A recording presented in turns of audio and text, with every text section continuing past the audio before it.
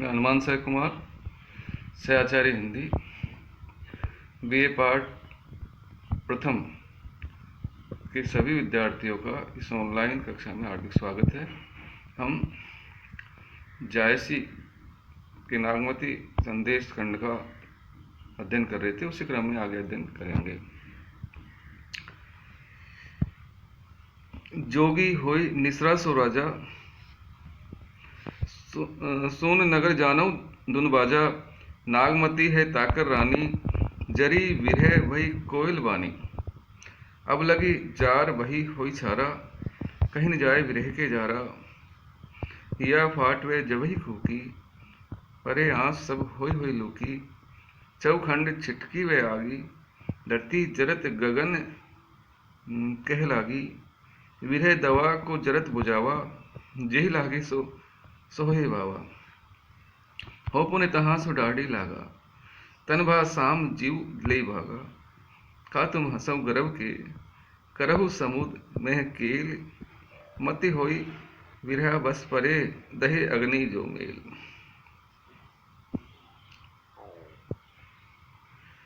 जब नागमती का विरह संदेश लेकर पक्षी समुद्र किनारे चला जाता है और उस वृक्ष पर बैठ जाता है, तो पक्षी पूछते हैं कि अरे पक्षी, तू काला क्यों हो गया है, इसका क्या कारण है, उसको कृपया बताइए। तेरा नाम क्या है, कहाँ से तू आया है और इसका कारण क्या है। उसकी बातों को सुनकर यह नागमती का संदेश ले जाने वाला पक्षी नागमती के विरह ताप और उस ताप से स्वयं के काले हो जाने का जो प्रसंग है, जो कथा है, उसको वह अन्य पक्षियों को सुनाता है। वो कहता है, जोगी होई निसरा सो राजा, कि हे पक्षियों सुनो,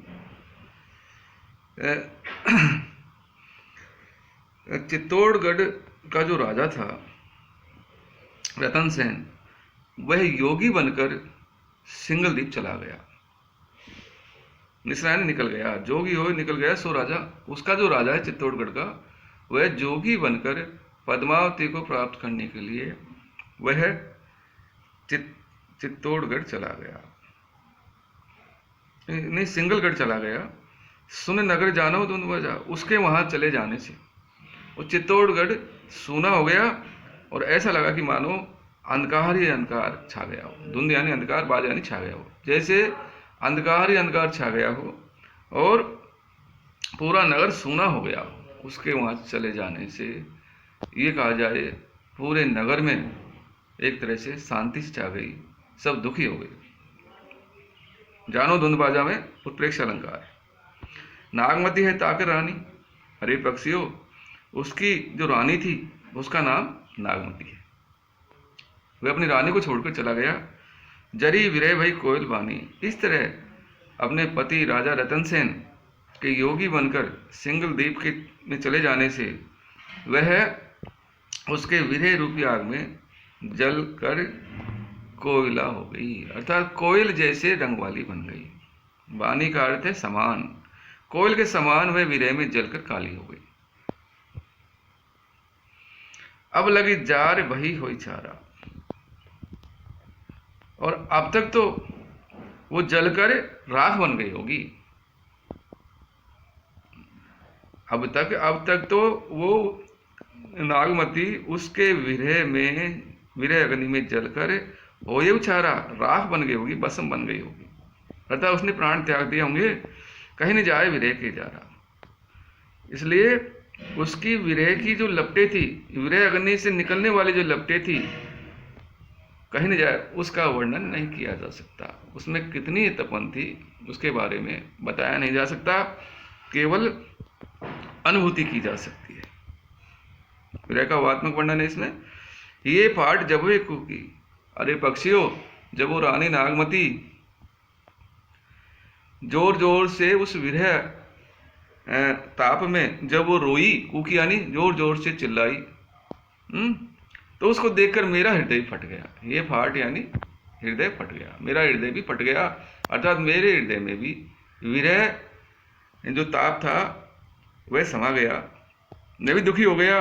परे आंस सब होई होई लूकी, और उसके नेत्रों से आंसू लपटे बनकर जगह जगह गिरने लगे। परे आंसू, परे यानी पढ़ना, आंसू यानी आंसू, सब होई होई लूकी, सभी जगह लपटे बनकर, अंगारों की लपटे बनकर उसके आंसू गिरने लगे। चारों तरफ आग ही आग हो गई। चौखंड छिटकी वह आगी, वह आग पृथ्वी पर चारों दिशाओं में फैल गई। धरती जरत गगन के लागी, और वो आग धरती में जलते हुए आकाश तक पहुंच गई। गगन ने आकाश के लागी, आकाश तक पहुंच गई। विरह दवा को जरत बुझावा। अरे अरे साथियों, अरे मित्रों, उस विरह रूपी दावाग्नि को अब कौन बुझा सकता है? नागमती की इस विरह रूपी जो दावाग्नि थी, उसको अब कौन बुझा सकता है? दावाग्नि वन में लगने वाली आग को कहते हैं, लेकिन यहाँ विरह रूपी जो दावाग्नि थी वह पूरे संसार में व्याप्त हो गई। को जरत बुझावा, अब कौन उसको बुझा सकता है? जे लागे सो सोई भावा। वह आग जिसको लग जाती है वह उसी की ओर मुड़ जाता है, अर्थात उसकी ओर एक तरह से समा जाता है। सो यानी उसी की ओर, उस आग की ओर ही लौट आता है और वो जल के भस्म हो जाता है। वो आग उसके हृदय में व्याप्त हो जाती है। हो पुनी तहाँ सो डाढ़े लगा, इसलिए मैं भी वहीं जाकर जला हूं। डाढ़े लगा, उस आग में ही लगकर जला हूं। तन बा शाम जीव ले बागा, इसलिए मेरा शरीर काला हो गया है। सोए बागा नहीं, तन बा शाम जीव ले बागा, और मैं अपने प्राणों को लेकर वहां से भागा हूं, दौड़ा हूं और यहां चला आया। कहा तुम असव गर्भ के करो समुद्र में केल, इसलिए इस दोहे में जायसी उस पक्षी जो नागमती का संदेश लेके जा रहा था, वह पक्षी उन अन्य पक्षियों को जो उस पेड़ पर बैठे हुए थे उनसे कहता है, का तुम असव गर्भ के, हे पक्षियों, तुम मुझे देखकर कि मैं काला हो गया और तुम मेरे इस रूप को देखकर हंस रहे हो, गर्व कर रहे हो। करो समुद्र में केलो, समुद्र में अठखेलियां कर रहे हो, कीड़ा कर रहे हो समुद्र में, हरे जल में तैर रहे हो। मुझे देखकर समुद्र में केली कर रहे हो, विहार कर रहे हो और गर्व कर रहे हो कि हम कितने सुंदर हैं। मत होए विरह बस परे, कहीं ऐसा न हो तुम उस नागमती के विरह रूपी अग्नि के बस में पड़ जाओ। दही अग्नि जो मेल, और ऐसा हो गया तो वो जो आग है, नागमती के विरह रूपी जो आग है, उसमें अगर तुम पड़ गए और उससे मेल हो गया तो फिर तो आग तुम्हें बहुत जलाएगी, तुम्हें मेरे जैसे काले हो जाओगे। तो प्रस्तुत पद में या छंद में या कड़वक में जायसी ने पक्षी के माध्यम से नागमती के जो विरह ताप है उसका अत्युक्तिपूर्ण वर्णन किया है। और रूपक अलंकार है विरह रूपी दावाग्नि में। जरी विरह भई कोयल बानी, उपमा अलंकार है, जानो में उत्प्रेक्षा है, और विरह का ऊहात्मक वर्णन है। अत्युक्तिपूर्ण वर्णन इसमें किया गया है। वियोग श्रृंगार तो देखते ही बनता है। सुन चित्तूर राजा मन गुना, विधि संदेश में कासो सुना, को तरवर पर पंखी वेसा, नागमती कर कहे संदेशा, नागमती कर कहे संदेशा, को तुम मीत मनचित बसेरे, देव की दानव पवन पखेरु, ब्रह्मा विष्णु वाचा है तोई, सो निज बात कहे तू मोही, कहो सुनागमती ते देखी, कही से विरह जस मन ही विसेकी, हो सोई राजा भाग जोगी, जय कारण वह ऐसी भी होगी, जस तू पंखी मऊ दिन भरो, चाहो कबू जाए उड़ परो, पंखी आंख ते मार्ग लाग सदा रहाई, कोई न संदेशो आवई, ते के संदेश कहाई।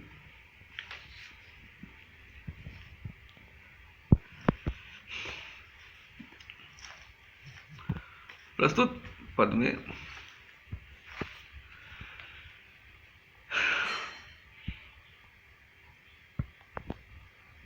राजा उस पक्षी से पूछता है कि पक्षी, तुम किसका संदेश लेके आए हो, कहाँ से आए हो, तुम्हारा परिचय क्या है। इस तरह जब उसने वो सारी बात सुन ली, उन पक्षियों की बात सुनी, तो राजा के मन में जिज्ञासा उत्पन्न हो गई और मन में आया कि पक्षी कौन सा पक्षी है जो इस तरह नागमती का संदेश कह रहा है, अपने उस संदेश में जो विरह ताप है उसके बारे में बखान कर रहा है। सुन चित्तूर राजा मन गुना, जैसे लिखते हैं कि इस तरह उस पक्षी के काले होने की जो कथा है उस राजा ने सुना। चित्तूर राजा मन गुना, चित्तौड़ का जो राजा था, राजा रतन सेन ने मन ही मन उस संदेश को सुना, उस पक्षी की बातों को सुना। और सुनकर मैं चित्तौड़ का नाम सुना ना कि चित्तौड़ की रानी नागमती है, उस कथा में चित्तौड़ की रानी नागमती का वर्णन उसने सुना उस पक्षियों की आवाज में, और मन ही मन उस बात को गुना विचार किया। विधि संदेश में काश सुनो, ये विधाता का जो संदेश है, समाचार है, मैं किससे सुन रहा हूँ, कौन सुना रहा है। अर्थात ये आकाशवाणी में ऐसा लगता है जैसे कोई विधाता आकाशवाणी कर रहा हो। संदेश का अर्थ आकाशवाणी होता है कि विधाता का संदेश मैं किससे सुन रहा हूँ। को तरवर पर पंखी वैसा, ये पेड़ पर जो पंखी का अर्थ पक्षी, पेड़ पर जो पक्षी बैठा हुआ है, जो नागमती का विरह संदेश सुना रहा है, उसकी विरह वेदना के बारे में वर्णन कर रहा है, वो कौन है। नागमती कर कहे संदेशा, जो अपनी वाणी में नागमती का विरह संदेश सुना रहा है। ये कौन सा पक्षी है जो ये सुना रहा है। को तू मीत मन चित बसे, हे मित्र तुम कौन हो। राजा पूछ रहा है, अरे मित्र तुम कौन हो। मन चित बसेरु, तुम मेरे मन चित्त में बस गए हो। तुम्हारी ये जो संदेश है वो मेरे मन चित्त को लुभा गया है। तुमने चित्तौड़ की बात बताई, इसलिए पक्षी तुम, हे मेरे मित्र तुम कौन हो।